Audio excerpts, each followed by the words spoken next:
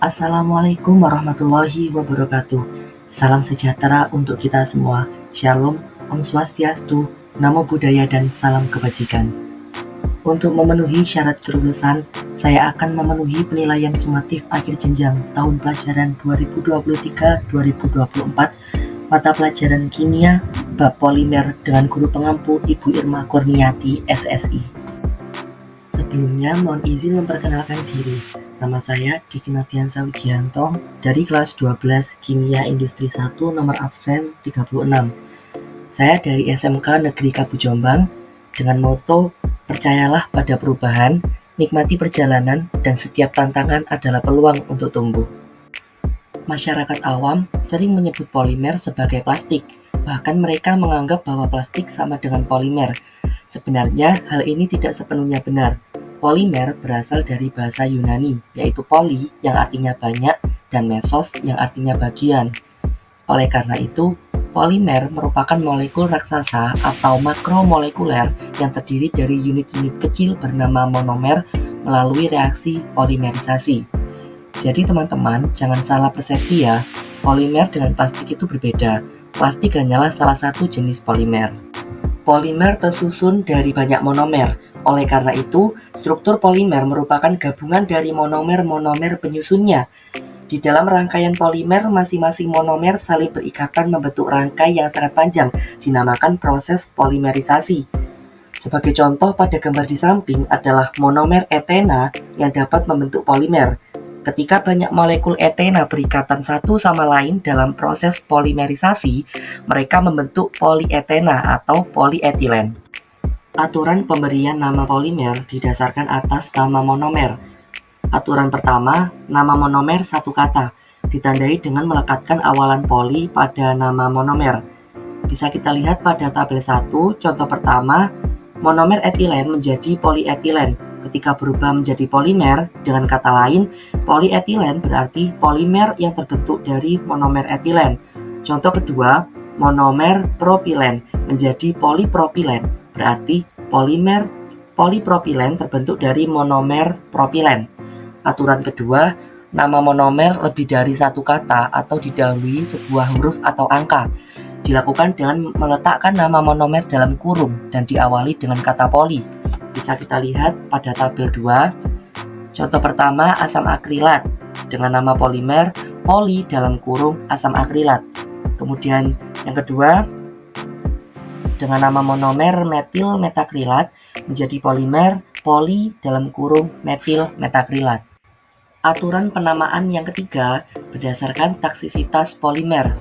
Diawali dengan huruf I untuk isotaktik atau huruf S untuk simbiotastik. Sebagai contoh, nama senyawa I polistiren. Hal ini mengindikasikan bahwa polimer disusun oleh monomer stiren di mana kedudukan atau posisi gugus vinilnya sama. Saya detailkan penjelasannya lagi. Ada 3 jenis taksisitas utama. Ada isotaktik, simbiotaktik, dan ataktik. Isotaktik merupakan polimer yang memiliki gugus sampingan yang teratur pada satu sisi rantai polimer. Dalam penamaan polimer isotaktik biasanya diawali dengan huruf I. Kemudian yang kedua, simbiotaktik merupakan polimer yang memiliki gugus sampingan yang teratur secara bergantian pada kedua sisi rantai polimer.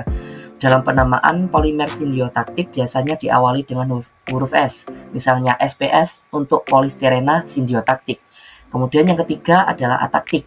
Polimer ataktik memiliki gugus sampingan yang tidak teratur sepanjang rantai polimer.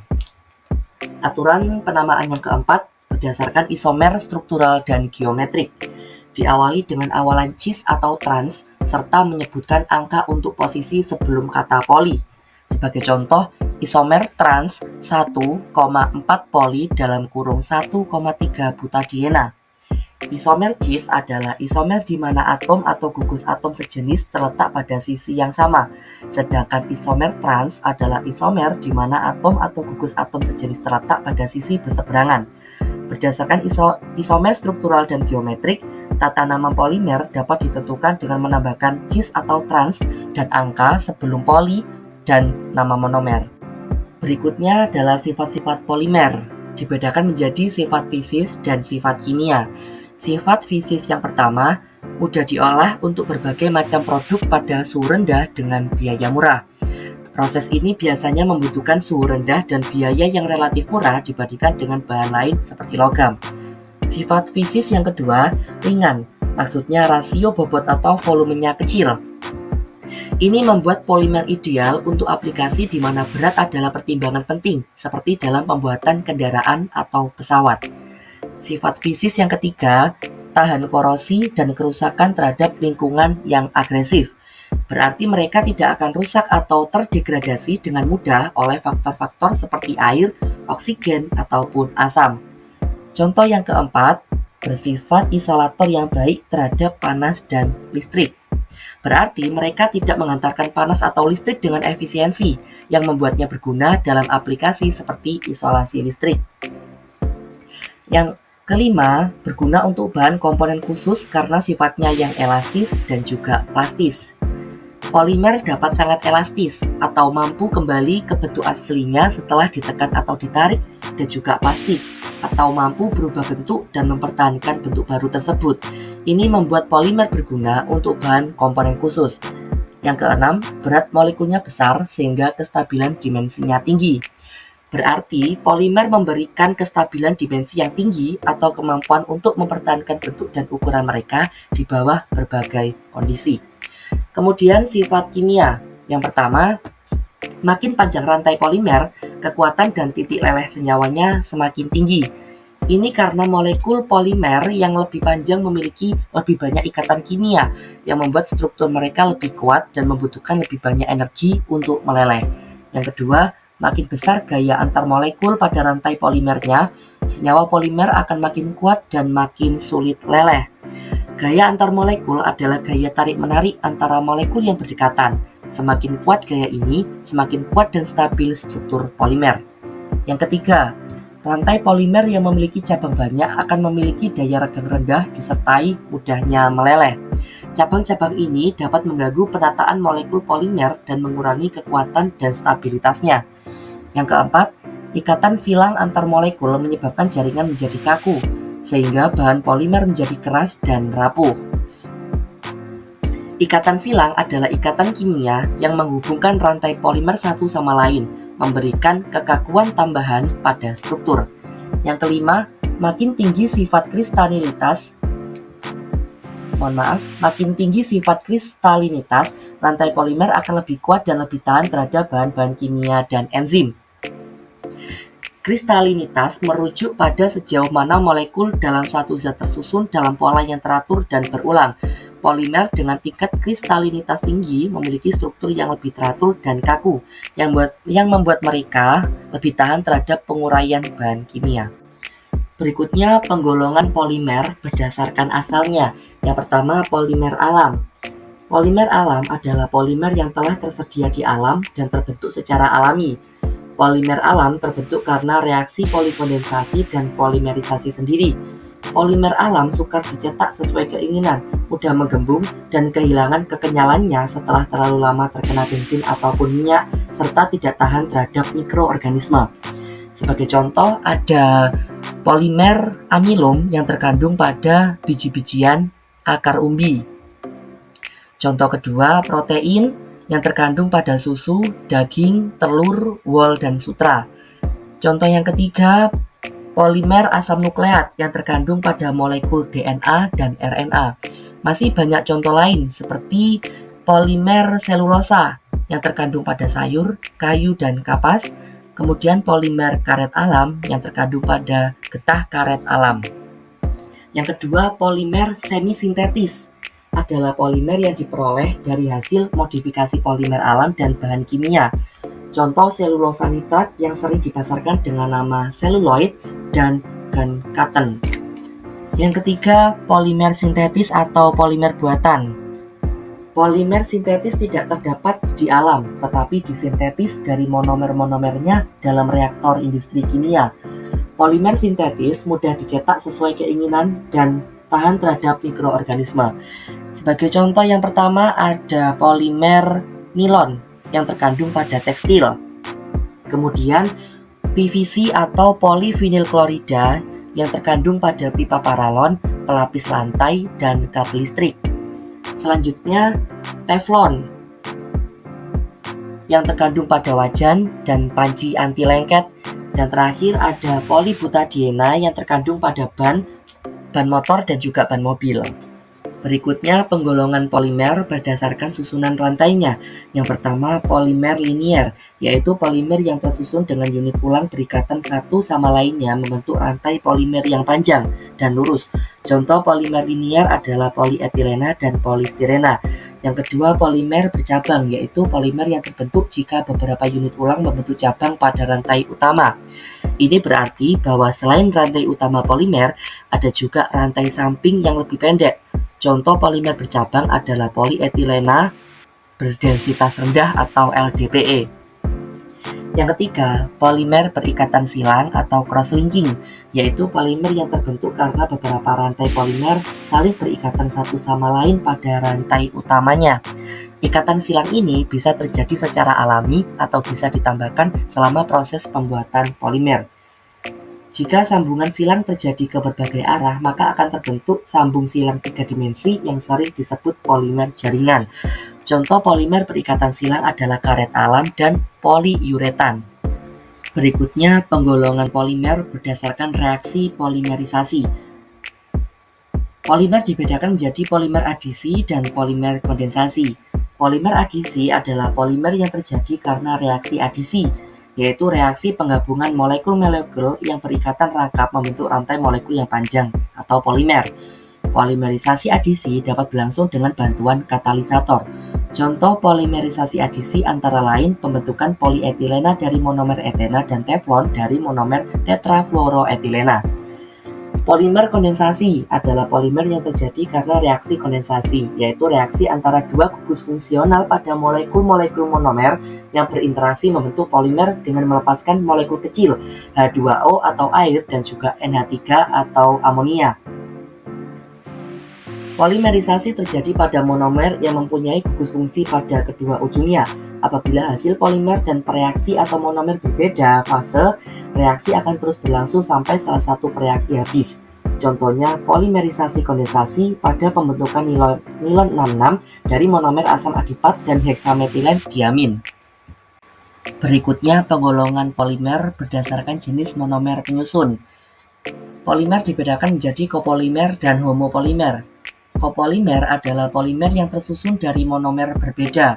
Contohnya dakron tersusun dari monomer asam tereftalat dan etanadiol. Copolimer yang lain yaitu polietilena tereftalat, bakelit, nilon, dan karet nitril. Copolimer terbagi lagi menjadi 4 kelompok sebagai berikut. 1. Copolimer acak. Dalam copolimer acak, sejumlah kesatuan berulang yang berbeda tersusun secara acak dalam rantai polimer. 2. Copolimer silang teratur. Dalam copolimer silang teratur, kesatuan berulang yang berbeda berselang-seling secara teratur dalam rantai polimer. Yang ketiga, copolimer blok. Dalam copolimer blok, kelompok suatu kesatuan berulang berselang-seling dengan kelompok kesatuan berulang lainnya dalam rantai polimer. 4. Copolimer cabang atau graph copolimer, yaitu copolimer dengan rantai utama terdiri atas satuan berulang yang sejenis dan rantai cabang monomer yang sejenis. Homopolimer adalah polimer yang tersusun dari monomer yang sama. Dengan kata lain, semua unit berulang dalam rantai polimer adalah identik. Contohnya yaitu polipropilena, polietilena, teflon, dan PVC. Kemudian PVC tersusun dari monomer vinil klorida. Berikutnya, penggolongan polimer berdasarkan sifatnya terhadap panas. Dibedakan menjadi polimer termosetting dan polimer termoplas. Polimer termosetting atau tahan panas, yaitu polimer yang tetap mengeras dan kaku jika dipanaskan sehingga tidak mudah dicetak ulang. Dengan kata lain, polimer termosetting hanya dapat dipanaskan satu kali, yaitu pada saat pembuatannya, sehingga apabila pecah tidak dapat disambung kembali dengan pemanasan atau dicetak ulang dengan pemanasan. Polimer termosetting terdiri atas ikatan silang antar rantai sehingga terbentuk bahan yang keras dan lebih kaku. Contoh polimer termosetting adalah bakelit dan melamin. Polimer termoplas atau tidak tahan panas. Polimer yang jika dipanaskan akan melunak, namun ketika didinginkan akan kembali mengeras. Dengan kata lain, dapat dipanaskan berulang-ulang karena polimer termoplas melunak bila dipanaskan dan mengeras bila didinginkan, sehingga apabila pecah dapat disambung kembali dengan pemanasan atau dicetak ulang dengan pemanasan. Polimer termoplas terdiri atas molekul-molekul rantai lurus atau bercabang dan tidak ada ikatan silang antar rantai seperti pada polimer termosetting. Contoh polimer termoplas adalah polietena, polivinil klorida, dan polistirena. Berikutnya kegunaan. Secara garis besar, penggunaan polimer dibedakan menjadi plastik, karet sintetis, dan serat sintetis. Yang pertama, plastik. Polimer yang diaplikasikan sebagai produk plastik umumnya bersifat plastis, yaitu dapat ditarik tetapi tidak kembali ke bentuk semula jika dilepaskan, serta mengalami reaksi adisi dari monomernya yang berikatan rangkap. Polimer plastik sebagai berikut. Yang pertama ada polietilena, adalah plastik yang paling sederhana dan murah. Plastik ini bersifat tidak berbau, tidak berwarna, tidak beracun, dan dapat melunak dalam air panas. Untuk polietilen dengan densitas rendah digunakan untuk lembaran tipis pembungkus makanan, kantung plastik, dan jas hujan. Sedangkan polietilen dengan densitas tinggi biasanya digunakan sebagai alat dapur, misalnya ember, panci, pelapis kawat, dan kabel. Yang kedua, polipropilena. Mirip dengan polietilena, hanya saja polipropilena lebih kuat dan lebih tahan panas. Biasanya digunakan untuk membuat tali, botol, karung, dan sebagainya. Yang ketiga, PVC atau polivinil klorida merupakan polimer jenis plastik yang tersusun dari monomer vinil klorida melalui polimerisasi adisi. Biasanya digunakan untuk membuat pipa, paralon, selang, botol minyak, jendela plastik, alat listrik, pelapis lantai, piringan hitam, dan film. Yang keempat, teflon, tersusun dari monomer tetrafluoroetilena melalui polimerisasi adisi. Teflon bersifat tahan terhadap panas, ulet, kenyal, licin, tahan terhadap zat kimia, kuat, tidak mudah terbakar, isolator listrik yang baik, dan anti lengket. Teflon banyak digunakan untuk alat-alat yang tahan terhadap bahan kimia dan panas, misalnya pelapis tangki bahan kimia, pelapis panci, dan kuali anti lengket, serta pelapis dasar setrika. Yang kelima, ada polistirena, tersusun atas monomer stirena melalui polimerisasi adisi. Bersifat kaku, keras, sangat bening, namun kurang tahan terhadap panas. Biasanya digunakan untuk membuat styrofoam, gelas minuman ringan, bahan kemasan makanan, sapu, sisir, baskom, gantungan baju, dan ember. Yang keenam ada PVA atau polivinil asetat, tersusun dari monomer vinil asetat melalui polimerisasi adisi, digunakan untuk pengemulsi cat. Yang ketujuh ada polimetil metakrilat atau PMMA. Polimetil metakrilat tersusun dari ester metil metakrilat melalui polimerisasi adisi. Polimetil metakrilat merupakan plastik bening, keras, kuat tetapi ringan dan fleksibel sehingga digunakan untuk pengganti gelas dan campuran logam, misalnya pada kaca jendela pesawat terbang dan lampu belakang mobil. Yang kedelapan ada bakelit, merupakan polimer termosetting yang tersusun dari fenol dan formaldehida melalui polimerisasi kondensasi. Bakelit digunakan untuk membuat peralatan listrik seperti stop kontak dan saklar. Selanjutnya, karet sintetis. Yang pertama ada karet alam atau poliisoprena, tersusun dari monomer isoprena atau 2-metil 1,3-butadiena melalui polimerisasi adisi. Bersifat elastis, lunak, lengket dalam keadaan panas, dan mudah dioksidasi. Karet alam diekstraksi dari lateks atau getah pohon karet. Hasil vulkanisirnya digunakan untuk ban kendaraan. Selain itu, poliisoprena juga digunakan untuk membuat sepatu dan sarung tangan. Yang kedua ada neoprena atau polichloropena, tersusun dari monomer 2-kloro 1,3-butadiena melalui polimerisasi adisi. Tahan terhadap bensin, minyak tanah, dan lemak sehingga banyak digunakan untuk membuat selang karet, sarung tangan, dan tapak sepatu. Yang ketiga, karet nitril atau polybutadiena, tersusun dari monomer butadiena dan akrilonitril melalui polimerisasi adisi. Memiliki sifat tahan terhadap bensin, minyak, dan lemak, sehingga dapat digunakan untuk membuat selang. Yang keempat ada SBR atau styrena butadiene rubber. Terbentuk dari dua monomer yaitu styrena 25% dan 1,3 butadiene 75%. SBR merupakan karet sintetis yang paling banyak diproduksi untuk ban kendaraan bermotor. Selanjutnya ada serat sintetis. Bahan pakaian terbuat dari serat, bisa didapatkan dari kapas dan wol. Serat sintetis memiliki elastisitas yang baik sehingga tidak mudah kusut dan tidak memerlukan penyetrikaan panas. Yang pertama ada nilon 66, merupakan kopolimer dari heksametilendiamina dengan asam adipat melalui polimerisasi kondensasi. Ikatan antar monomernya disebut ikatan amida, sehingga nilon disebut juga poliamida. Disebut nilon 66 karena masing-masing monomernya mengandung 6 atom dan karbon. Nilon 66 bersifat kuat, ringan, dan dapat ditarik tanpa retak sehingga digunakan untuk membuat tali, jala, parasit, dan tenda. Kemudian ada orlon atau polyacrylonitril, tersusun dari monomer akrylonitril melalui polimerisasi adisi.